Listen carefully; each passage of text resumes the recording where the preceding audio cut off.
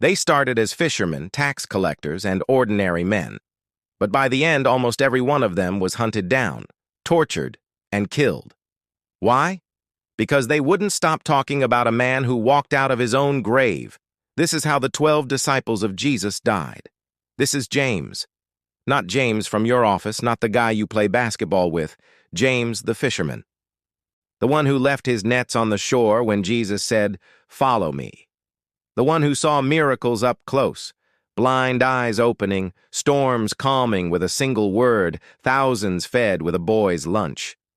James was one of the 12, one of the men who heard Jesus' voice every day for 3 years, and James was the first of the 12 to die for that voice.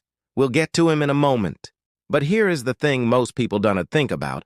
Following Jesus changed the entire course of these men's lives and their deaths. When Jesus called them, he wasn't offering a safe career. He was inviting them into a mission that would eventually cost almost all of them everything. So let's walk through it, one by one. 12 men, 12 different endings. And through their deaths, a picture of what it really meant to follow Christ in the first century. First, Peter, the loud one, the bold one.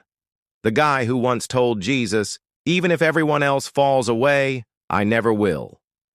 History says Peter was eventually crucified in Rome, upside down. Why upside down?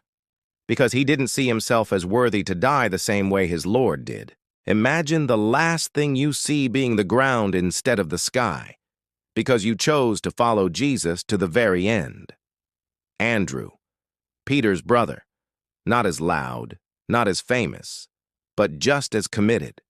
They say he was crucified on an X-shaped cross in Greece. And here's the thing. As they tied him there, Andrew is said to have kept preaching to everyone who passed by for 2 days, dying slowly, but still telling people about the one who had died for him. James, son of Zebedee, the one I mentioned earlier.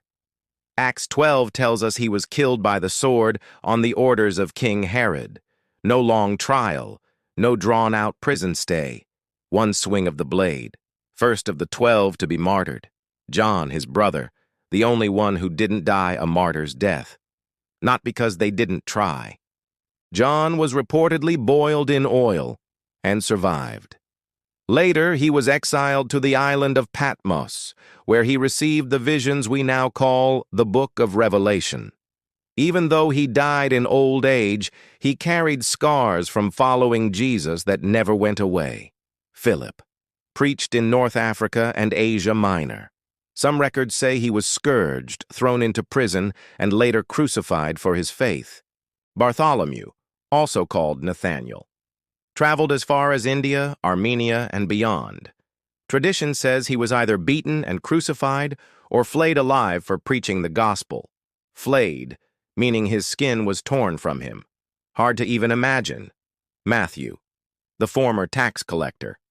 History's a little unclear on his exact death, but some accounts say he was stabbed to death in Ethiopia while preaching.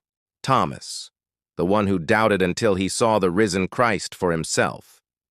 He took the gospel to India, where he was reportedly speared to death. The same man who once said, "Unless I see, I won't believe," ended up dying for what he had seen. James, son of Alphaeus, sometimes called James the Less. Tradition says he was thrown from the temple in Jerusalem, then beaten to death with a club. Thaddeus, also known as Jude, believed to have been beaten to death with sticks in Persia after refusing to deny Christ. Simon the Zealot. We don't know the exact details, but most accounts say he was killed for his faith, possibly by crucifixion. And finally, Judas Iscariot, the one who betrayed Jesus. His death was different, tragic, and self-inflicted.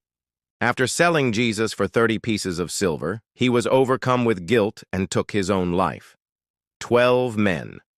Only one died of natural causes.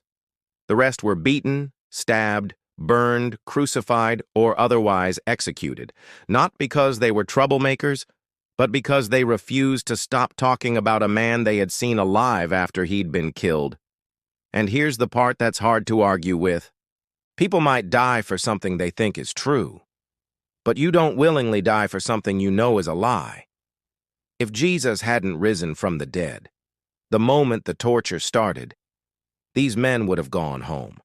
But they didn't, because they had seen him. The way these disciples died isn't just a history lesson, it's a mirror. It asks us, what's your faith worth to you? Is it something you only hold on to when life is easy, or is it something you'd stand on even if it cost you everything? For the 12, the answer was clear. They didn't just live for Jesus, they died for him. And through their deaths, the message they carried didn't die at all. It spread across continents, across centuries, until it reached you.